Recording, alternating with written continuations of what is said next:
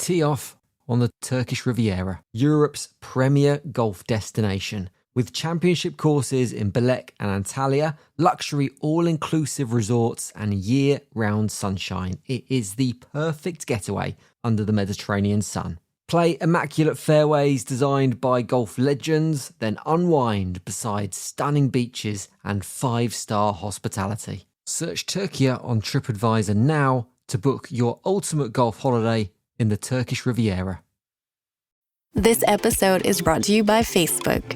So you were scrolling on Marketplace, and there it was, the bike you'd been searching for. You sent a message, and it turned out the seller was super chatty, kind of funny, and an avid cyclist. The next thing you know, you're in a cycling crew. Well, a community cycling group. The thing about Facebook, you might find more than what you're looking for. From a browse to a bike ride, this summer find more on Facebook. Find the biggest voices in sport on the Sports Social Podcast Network. Like Under the Cosh. It's the only place to get down to the nitty-gritty of what really goes on in a football dressing room. Interviewing footballers weekly to hear the best stories straight from the horse's mouth. And we've got a new series coming out every Monday from the 3rd of August to the 21st of September. All you have to do, search Under the Cosh wherever you get your podcasts. Don't sleep on it. Sports Social Podcast Network.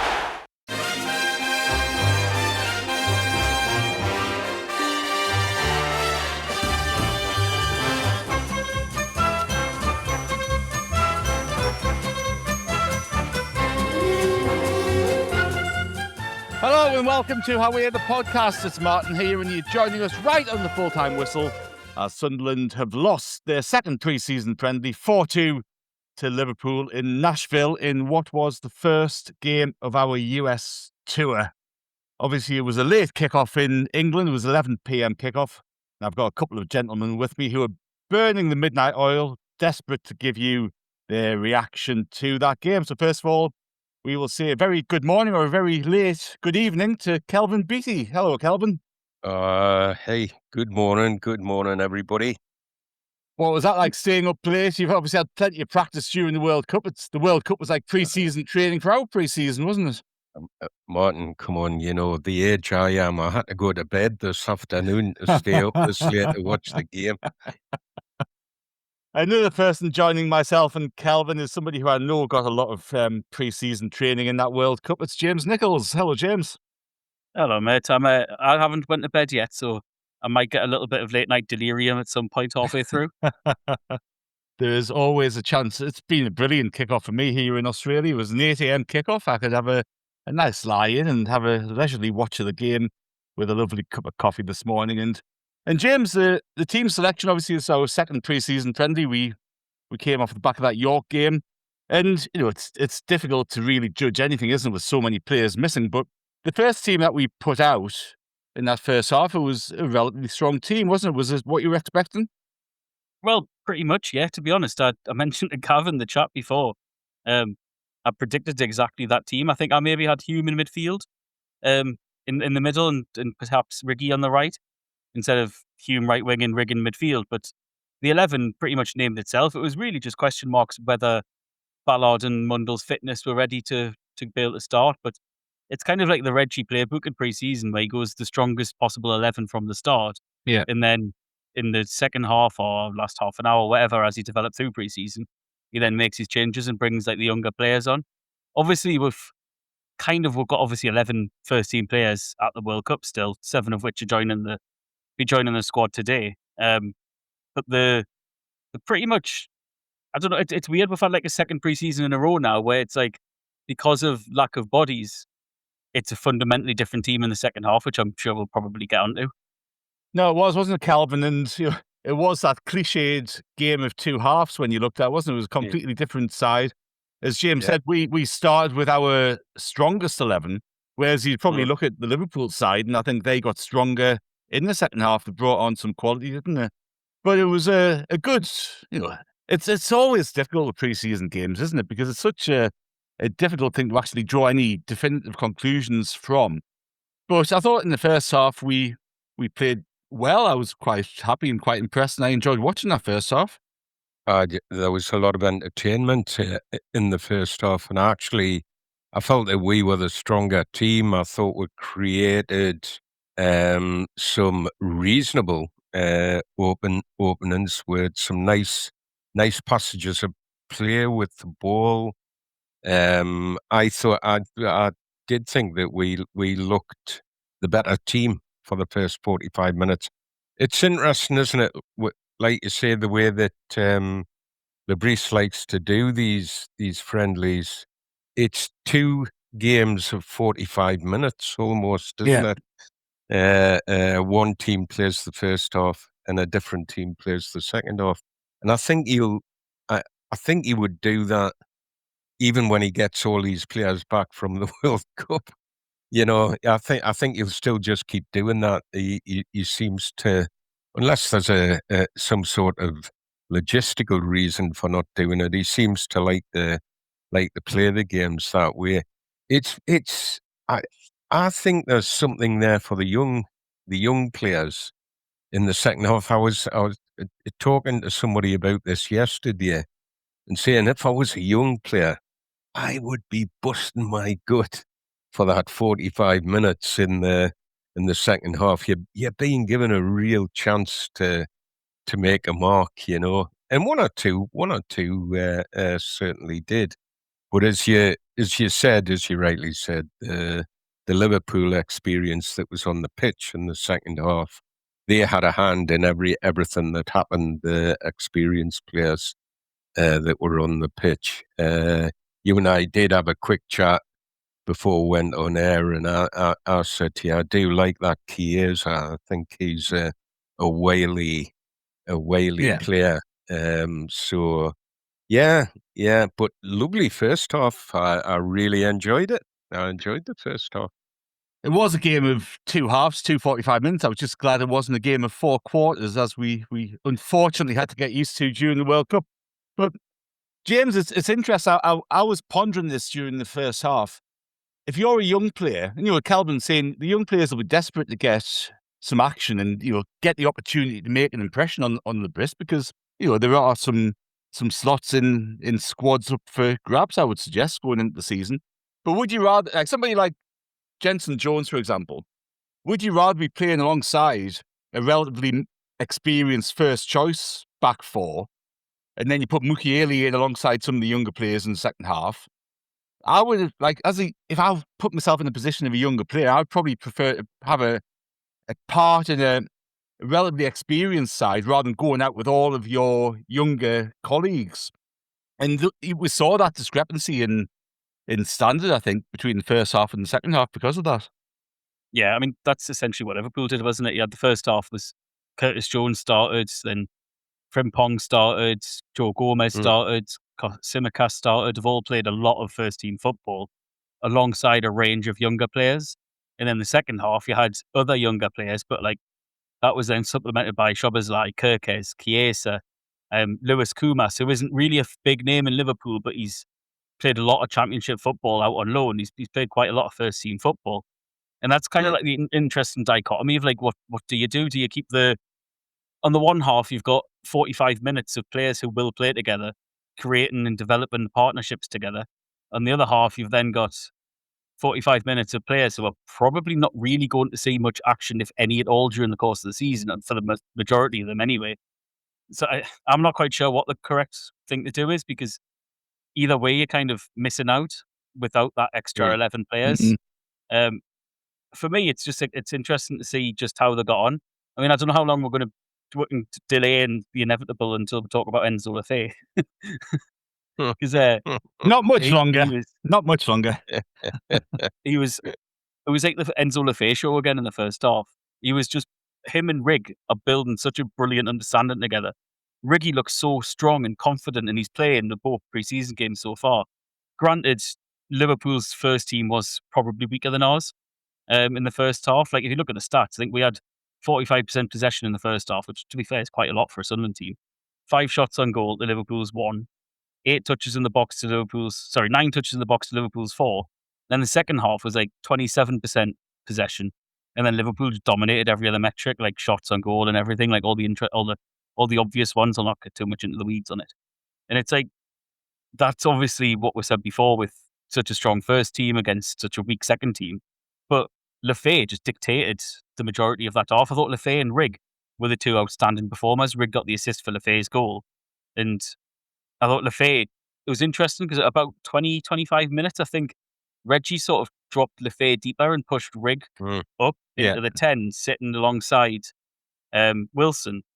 And as soon as we did that, you just seen Sunderland just dominate the ball for like a good 10, 15 minutes. That's where the goal came from. We had Wilson's chance on the counter-attack. We had another good chance on the counter. Like, that's where most of our good play came from, is when Enzo actually dropped deeper into a deeper role. And Rigg him and Rigg, they were interchanging positions all through the game, but my God, that goal was just absolutely brilliant. Like, 30-yard run. Good. Like, reverse pass from Ricky, 30-yard run, gets it on his weaker foot and then just bangs it top bins. Like, I just love watching Enzo Le Fee in any match. Like, it doesn't matter if it's a Europa League game, a derby match, or we're playing like Huddersfield in the Cup, or a pre-season game against Liverpool's Bairns. Just watching Enzo, it's just an absolute delight. Oh, it's a joy, isn't it? It's an absolute joy.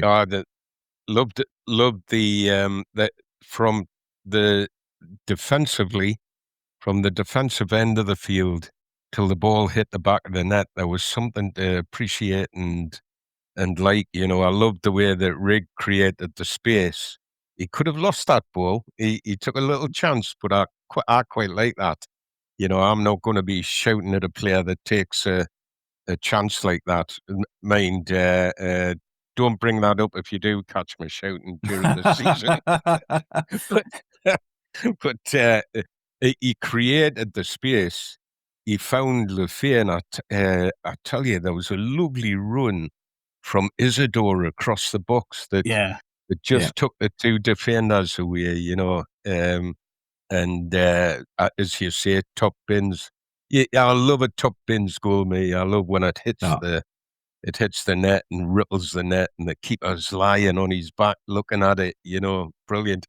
There's the shot from but sort of up the field, behind the goal. There was a great shot of Tri Hume. If you watch his reaction, he's like, the ball hits the back of the net and he just puts his hands in the air as if to say, wow, what a goal that was. So smashing goal.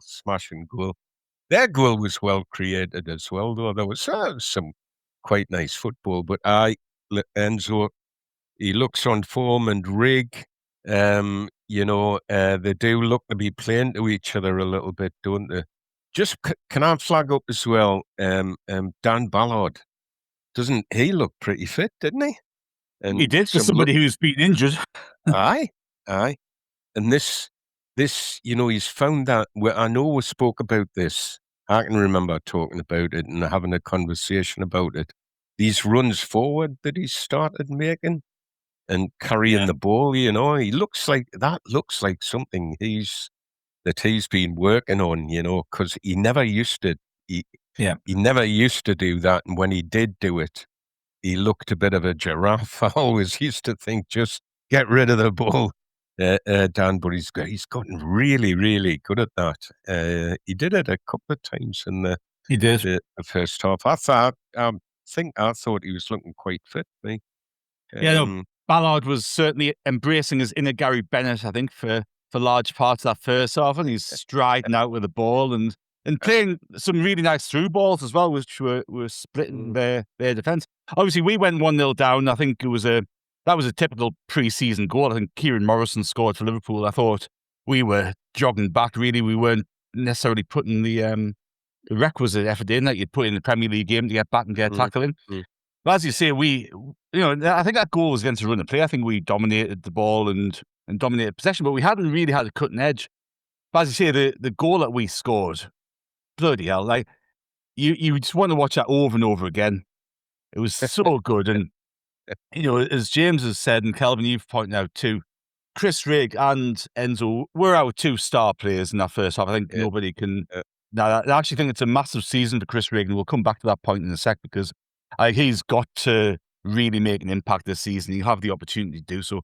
But it reminded me a little bit, remember that goal against Portsmouth that we scored, where Rigg won the ball back with a sliding tackle down in Fratton Park, and he put Mundell through to score.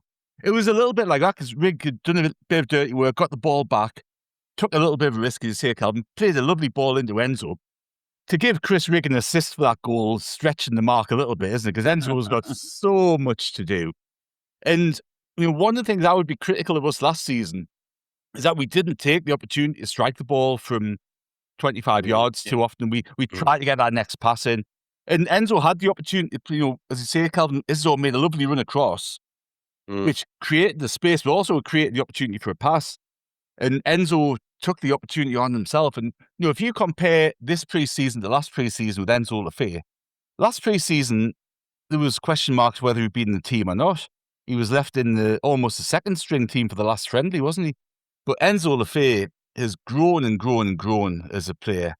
And James, the two of them, I think, were the real highlights of that first half for us. Chris Rigg looks stronger, looks fitter, looks as if he wants to take an opportunity.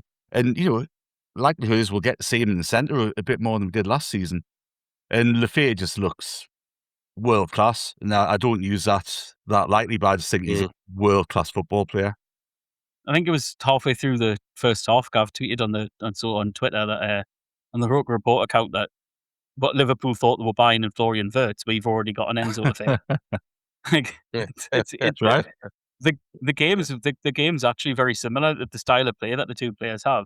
But I agree thoroughly. It seems like we're taking a more concerted effort to get shots on goal. We're not trying to pass it in as much. I think we had 4 or 5 against York throughout the course of the game. I can remember 3 at the top of my head today. 2 of them go high and wide, like miles wide. And Wilson's snapshot away across. Brown had a shot which was way off.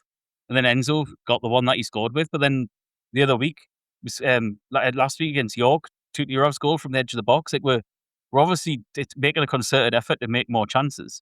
And I think on Rigg specifically, he's playing with like a swagger that he hasn't been playing with too much in the Premier League. I think when he first came into the team in the Championship, it was his second season that he really drove on, and the season got promoted. Hopefully we'll see the same again. He's taken a year to adapt, to get used to the game. You could see earlier on last season that he was struggling physically quite a bit, or he was struggling with the pace of the play. Like he was quite often a passenger very early in the season, if I'm going to really nitpick. And then when he had that run in the team on the wing in the second half, obviously it's easier generally to play a young player out wide. There tends to be less responsibility than there is playing in the middle of the park. So I'm hoping that he can get more minutes, specifically in midfield, in his preferred position, in the middle of the park. Because the way he's playing now, he just looks like he's came with like a whole new level of confidence and strength. And like I said last week after the York game and the Hollywood Bowl at the stadium, he's worked physically off the pitch this season, and you can see the results of it so far. And hopefully you can keep that up because, like you say, I think it's a massive preseason for him specifically. And for Chris Rigg, you're looking at a player who hasn't played in the World Cup. He hasn't been away. He's got the opportunity to get a few weeks ahead of the likes of Diarra and Siddiqui, who come back into the squad. Anyway, he's had a couple of games now without them around to really stamp his place and hopefully make an impact on Regis Labris. We will take a very short break there, and we're back soon to talk about the second half. Imagine buying your kid a toy only to find the batteries aren't included, or buying furniture but missing the tools to build it. Frustrating, right? Now imagine the exact same feeling, but you're paying way more. That is what buying business software usually feels like. Fragmented, disconnected, and incredibly expensive. Odoo completely changes that. Odoo is a complete, fully integrated business suite where all your apps actually talk to each other. We're talking automated lead routing for your sales team, seamless AI integration, and intuitive point-and-click website builder. It's everything your business needs to scale, saving you time, headaches, and money. Stop piecing your software together. Go to odoo.com. That's odoo.com to learn more. This episode is brought to you by Starbucks. That is fire. Whoa, that's good. This might be the drink of the summer. Okay, I like this one too. I'm rocking with it. Okay. Try it for yourself. Starbucks Refreshers concentrates are coming home. Find them in the coffee aisle and make it yours. Welcome back to Away the podcast, and we are reviewing the Liverpool game. We got beat 4-2 to Liverpool, but that scoreline does not necessarily tell the whole story. Now, Kelvin, second half, wholesale change. I think we made 10 subs at half time, didn't we? And only Elborg remained from the team that started the game. Pretty much all young players, Jensen Silton, Leo Hielder, maybe being the exception to that. And look, it's always going to be a difficult task. Liverpool actually, I think, strengthened their squad. As James alluded to earlier, they had a bit of a mix of an approach with, mixing that experience and youth in both halves. We did the opposite. And there was always going to be a tough ask, wasn't it, for that team in the second half? But they got through a bloody good start, didn't they? Tutierov got the goal to put us 2-1 up really early on. A lot I like about that goal as well, wasn't there? He found him quite well. We won the ball, and he found him. I think that was Proctor that found him, was it? Jaden Jones, I think, was it? Jaden Jones. It was a good pass into the box, and he controlled it really well and struck it really well. He looked. That's not the first time I've seen him do that, because I did see him a little bit last season. Once or twice, and he's got something about him, that big lad. I quite like him. I hope he gets. I don't know what the plan is with him, whether he's going to be loaned out or, whether he's going to stay around the first team and maybe try and get some minutes. But he put the goal away well, and it was a great start, for sure. Nice start. It was. No, it wasn't. As we've said a few times, James, it was always going to be a difficult task for that team that came out in the second half. And obviously we conceded a couple of goals, and a couple of good goals to all intents and purposes. But who stood out for you in that second half? Was anybody who you looked at and thought, maybe there's something there for the season ahead? Yeah, I thought Tutierov obviously taking his goal well. I think, like Kelvin, I've seen him score similar last year when he was on loan at Exeter. He likes that sort of diagonal run in from wide and slides it either under or chips the keeper. He scored a couple of goals like that late on in the season for Exeter. They got relegated to League Two in the end, but it was a very, very similar pattern.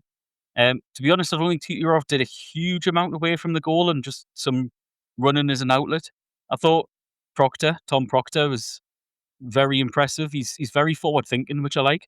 He's always looking to play between the lines. He's always looking to come deep and create. Obviously, I think most people know that the name is a reason he is Mickey Proctor, as he's Proc's son. And he's actually the youngest member of the entire travelling squad who's went out there. He's only in his second year as in the under-18s team. Yeah, okay. So it's quite a big jump for him specifically. Like when you see Ogunsuyi's got first team football under his belt, Tutierov's got first team football. Others like Ben Kinden, Jaden Jones, Jensen Jones were involved in last year's pre-season squad, or have been involved in the under-21s quite regularly. So this is a big leap of faith in Proctor by the club, and it's not just because of his second name. I thought he was involved in the goal. He played it off to Jaden Jones, who then slipped that nice little reverse pass through. But Proctor quite often linked up quite well with Ogunsuyi throughout the game. And one thing that particularly impressed me was his delivery in set pieces. Really good, really consistent as well. Yeah. I don't think a single one hit the first man. Every single one was delivered with width into the box and was dangerous. We got a couple of corners from directly from his deliveries that were into the box from set pieces. We had that one chance late on. Didn't score, but it was what was impressive to say, like the consistency of delivery of him constantly getting into the box. It's quite funny that a year later Hjelde still can't pass. he actually picked the ball up and like did a nice little run out the left and like beat like 2 or 3 players, progressing it a little bit like what we've seen of Ballard recently, like similar sort of run. And then he just passed it straight out. Straight out of play, didn't it? It is. It was quite funny. It was a bit frustrating that, because he moved forward really well, but and then, as you say, passed it to the straight out the park. I'd probably throw in Jensen Jones. Yes. Skinned a couple of times in the first sort of 20 minutes, wasn't he? By the young lad that he was marking. But I think there was they had a bit of an overload coming down that side, Kirkes was getting forward, and a bit of an overload on him. So he was skinned a couple of times, but I thought he recovered, and managed to he got a couple of good blocks and a couple of good tackles in. Sometimes for a young player in that situation, your game can just go to bits, But I thought I did make a note. He was skinned a couple of times, but then recovered his composure a bit and managed to get a couple of good tackles in. When you looked at the players, when you got close-ups of the players, it must have been hot down on the pitch there. I don't know if you noticed that. The sweat that was coming off them. All of them, the Liverpool lads as well. It must have been quite hot down on the pitch. I hadn't appreciated that initially when the game kicked off. But yes, Proctor definitely busy. Jones, Tutorov, I made note of. The rest, Ogunsui so far, he works, doesn't he? But he made a nice goal line clearance at one point, didn't he? But that was about it. Yeah, he put some work in. Yeah. So he does. Seal's quite nice on the ball as well, isn't he? He's quite I always find him quite calm on the ball. Yeah. Go on, James. It seemed like Liverpool were intentionally trying to keep it away from that right-hand side quite a lot. Now, obviously, the word. I mean, to be fair, you could see some aspects of Iraiola's game in Liverpool. I think there was a couple of occasions where they were really counter-attacking with some pace in both halves, but mainly in the second. Chiesa and Szoboszlai kept dropping onto the left in build-up, and they would use Kirkes down the left and break quite fast. But then they would always switch the play, which is like Iraiola all over, like quick counter-attacks out wide, bounce pass, switch the play to the other side. That's like almost bread and butter for the last 3 years. And it was like they were intentionally keeping it away from Seals. I think all of the goals in the second half came from their right-hand side, apart from Szoboszlai's, which is like just an unbelievable hit, to be fair to him, on the half volley. I think Seals looks far more ready for first-team football than Hjelde does. Looking at my notes as well, I think I've got down here that Jadon Jones, he's quite impressive in how quickly he reads the game. He always seems to be a couple of steps ahead, which is really good in a young midfielder. But I was a little bit disappointed by how often him and Whittaker gave the ball away in midfield, and I think that's ultimately what the undoing was in the second half. And it wasn't necessarily carelessness. It may have just been perhaps tired legs. I mean, it was 30 degrees and 75% humidity out there. It was for both teams, obviously. But I think, Whittaker's not a midfielder, a centre midfielder. He's a 10 by trade. And we don't really have another centre midfielder in that age bracket. I think there's a couple coming through with younger groups. Like Cayman Yakazi, he's only 16. He's an absolute monster of a footballer. But in that specific age group, you've got Proctor and Whittaker are both 10s. So naturally, Whittaker was the one playing deeper because Proctor's the youngest. He's an under-18s player, not an under-21s. And I thought that's where Liverpool really took advantage in behind the lines. Chiesa dropping off, played well. Szoboszlai basically dominated the game in the second half, exactly as you would expect. And I thought, for the most part, the young lads defended resolutely. For the most part, put in a good name for themselves. But unfortunately, it was a little bit of our own undoing. I thought we gave the ball away to Kumas for the fourth goal. Gave the ball away for a couple of times and got away with it. The second half started with us essentially giving the ball away again in midfield. That was kind of taking too many risks. I think as well, I watch a lot of under-21s at Ebleton and on the streams on YouTube and that when they show them. And I think sometimes what I get from our young lads, this group, is we've got a hell of a lot of very technical footballers. Like I'm sure Prop probably won't mind us saying that his son's technically probably already better than he was as a player. But I think they're a bit too nice. And I think they're a bit too naive at times. Like I just want them to be a little bit more of a shithouse at times, to be honest, because they're kind of like, I mean, Kirkes is, I said in the chat, I find him deeply unlikable. And like that Trey Nioni, every time he was like holding the ball, he's like getting his elbows in and getting in the way and blocking the run. And we kind of like didn't do that. We just let them run through and just kind of trying to be a little bit nice. It might just be a bit naivety. Maybe that's where what you were saying, Martin, it would help with maybe having like a couple more senior heads with them just to like, have a word with them when in breaks of play and such. Yeah, no, I think it probably would benefit from them in that respect. And the other thing I noticed in the commentary, I don't know if you had the same commentary as I did, but a lot of the Liverpool players, they're talking about, this player's spent last season on loan at Cardiff, this player's spent the last 2 years playing on loan here, there, and everywhere. And I think even though, some of the Liverpool names may not be that familiar to us, they've actually got an awful lot more experience compared to the lads that we put out in the second half. And, that speaks to your point, James, about that streetwiseness and that know-how and sticking your elbow in, sticking your body in and edging that nice off you, which I think we do have a lot of nice football players, but that's where you get the benefit of going out on loan and getting lumps kicked out of you, isn't it? Because you learn how to actually deal with that physical side. But look, I think there was an awful lot to be positive about. I think, obviously Liverpool ran away with it to some extent in the second half. Bosley got a lovely goal, which I don't really, the commentator on my stream blamed Elborg for that. I don't really think he could have done much. He was pretty much unsighted and flew past him. Yeah. No way. But the commentator also said that Granit Xhaka had left Sunderland on a free transfer. So, you can take what that commentator said with an absolute pinch of salt. Chiesa got one, and Lewis Koumas, whose dad was a brilliant football player as well. I remember watching Jason Koumas back in the day. Yeah. He was the bane of our life for like 3 or 4 years. He's one of those who, he's one of those who always played well against us and obviously didn't play that well against anybody else because he would have got a Premier League move at some point if he had done. But there you go. That's we're stretching into on this week territory here, Kelvin. But there we go. I think we can wrap it up. We can wrap it up there. Last question for both of you. I'll come to you, James, first in this one. We've got Leeds, I think, on Thursday night, haven't we, in this US tour? What are you looking for from that game? Obviously, we've had this game. We've got a number of players back, as you said. There's a few players coming back into the squad after this game today. What are you looking forward to in that Leeds game? What do you want to see from the team?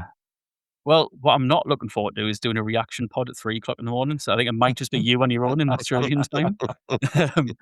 What I am looking forward to is perhaps, Ballard came straight in when he was fit. Mundell straight in when he was fit. Wilson had only been with us since, he stayed in America, essentially. He was training in Little Haiti. For some bizarre reason, he was pictured with Rick Ross, like the rapper Rick Ross. And it was just such a bizarre link up of seeing Wilson Isidore with Rick Ross. So he stayed in Florida and met up with the team and then immediately came in. So I would like to think, obviously, the 7 players joining up on, as I speak today, on Sunday, those 7 lads, hopefully a lot of them might come straight in and you might see them perhaps start or at least maybe get in on the second 45 minutes. So it'll be far more of a competitive match, at least. It'll be a shame to see less of the under-21s because this is like the best chance we're getting a year to look at them. But I want to see how they come in and see how their fitness levels are, see how they've been doing, see how they can integrate straight into the team and give more of a, to be honest, more of a full 90 minutes for development of the squad rather than 45 minutes of development of the squad who's actually going to see many minutes this season. It would be good to see, you might see perhaps a midfield of Shaka Diarra and Siddiqui start, or at the very least play the second 45. So I would look forward to that, but I'm also, weirdly enough, looking forward to maybe seeing Alan Brown again because he's came back this year looking double the size, like in a good way. Like he's properly bulked up. Like look at the size of his arms and that now. Yeah. I can't remember him looking like that for us in the Championship. I don't think he'll probably see out the summer at Sunderland, to be honest. But in that first half, he did. I think it's the first time we've maybe seen him play as a 6. I can't remember ever playing as a 6 in the Championship promotion season, and he did a really good job as a water carrier. He probably should have took a shot on when he tried to play Wilson in, and it was a really good phase of play. The Cruyff turn on the edge of the box was great, like and he drew the foul. God knows how that wasn't a yellow card. I know it's a friendly, but come on, he's dragging him so obviously. He played really well, but he was also caught out quite a few times in possession, which is something that's going to be the biggest question mark for him because he's obviously staking a claim to stay. He's staking a claim to play Premier League football. That's what he wants to do. But if he's going to get caught out like that against ultimately a young Liverpool side, he needs to adapt to the speed quicker. So if we do see any of Brown, obviously now with 3 centre midfielders coming back from the World Cup, if we do, I would be interested to see how he does against what's probably going to be a stronger Leeds team, because they'll have the majority of their players back as well, if he does get any minutes. No, it's an interesting point about Alan Brown, and I was thinking during the game that he might be somebody who sticks around. There's going to be so many games to play, whether he comes in for cup games and some European games and fills some gaps now and again in the Premier League. I think as a player of his age, what's the alternative? You can either have a bit of a crack at the Premier League and European football, or you can do another season Championship. And he's done Championship seasons, hasn't he? So it'll be interesting. I'm sure he wants to stake a claim. One point that might count against him is, even though he's been in England for a very long time, he only joined Preston 27 months before he turned 21. So he doesn't fit the requisite 36 months before the age of 21 to be counted as homegrown, which may count against him. He probably never thought he would be wishing he joined Preston a few months earlier, but now he probably is. And Kelvin, as you look forward to this game against Leeds later in the week, what are you looking at to see from the squad? Any player or any individual who are you looking forward, or just more about the team and how they perform? First of all, I'm such a hypocrite, because I'll say pre-season friendlies, it's all about getting all the cliches, miles in your legs, and the score doesn't matter. But you see, when we play Leeds, I always like us to beat Leeds. So, if the team could just manage that, that would be nice. But also, just keeping it going. I am looking forward to seeing Rigg and Le Fee play again, to see if they can just keep that going. Let's have a look at the World Cup lads. All of them. I'd want to see how all of them are doing. But I didn't think last season that we saw the best of Diarra. I think there's a player in there, and I'm hoping that he's World Cup, and if he can come back and give us a sign that he's looking forward to his second season, and that we're gonna get that money we paid for him. There was a reason why we paid that money. There's a really, really good player in there, and I'm looking forward to.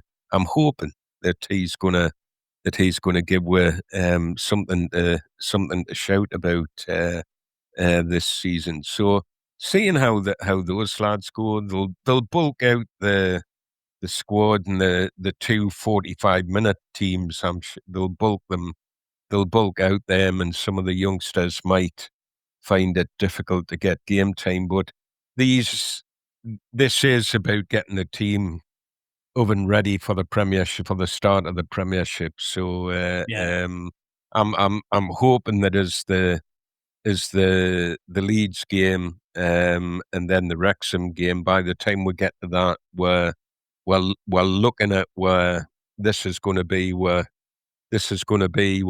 11, we're 15, we're 16 players that we'll be able to see that. There might be some incomings as well by the time we get to Leeds. Bit of action on the. There's a few rumours flying around, whether they can be believed or not. But just let's see how those boys that have been at the World Cup can go. Let's see Ballard keep going as well. He has come back from injury. I thought he looked great tonight. Well, let's have another 45 minutes of him. Look, O'Nien looks steady as well, doesn't he? Does. He's a really interesting bloke, Luke O'Nien, isn't he? So you think that he's done, you think you're not going to see him again, and back he comes, and he's got a job in that. There is a job for him there in that squad. There is definitely a job for him. No, that's what I'm looking for, and another Enzo Le Fee goal like the one he scored tonight would be nice as well if he could manage that. Yeah, he doesn't want to use all of them. I want to save one when we play Newcastle at home. That'd be nice, wouldn't it? Oh, that would be a top bins against Newcastle. Wouldn't that be brilliant? Well, you heard it here first. We can look forward to that next season. Right, I think we'll wrap it up there. I'll let you both get back to bed. So thank you very much, Kelvin. Oh, thanks for having me. It's a pleasure. And thank you, James, as well. Cheers, mate. Excellent. We will be back tomorrow on How We're the Podcast, and Gav has been talking to Connor Bromley about his new book. And of course, don't forget to stay tuned to rokerreport.sbnation.com for all of your Sunderland written content. So until tomorrow, it's goodbye from us.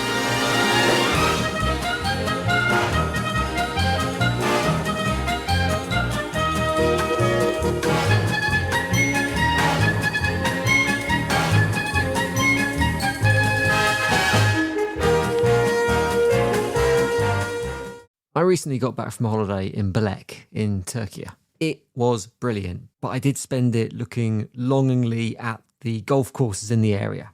In reality, if I'd taken my clubs, I probably would have come back from that family holiday single. It's a brilliant place, stunning beaches, 5-star hospitality in some of the best hotels on earth, but for me, just getting out on those courses would have been the icing on the cake. Search Turkey on TripAdvisor now to book your ultimate golf holiday in the Turkish Riviera. Find the biggest voices in sports on the Sports Social Podcast Network. Like the Football for Kids podcast with me, Darren Rees, where kids get to learn about their favourite players, teams, trophies and more. The podcast where kids are inspired, educated and motivated through the thing which they love. Search Football for Kids and listen wherever you get your podcasts. Sports Social Podcast Network.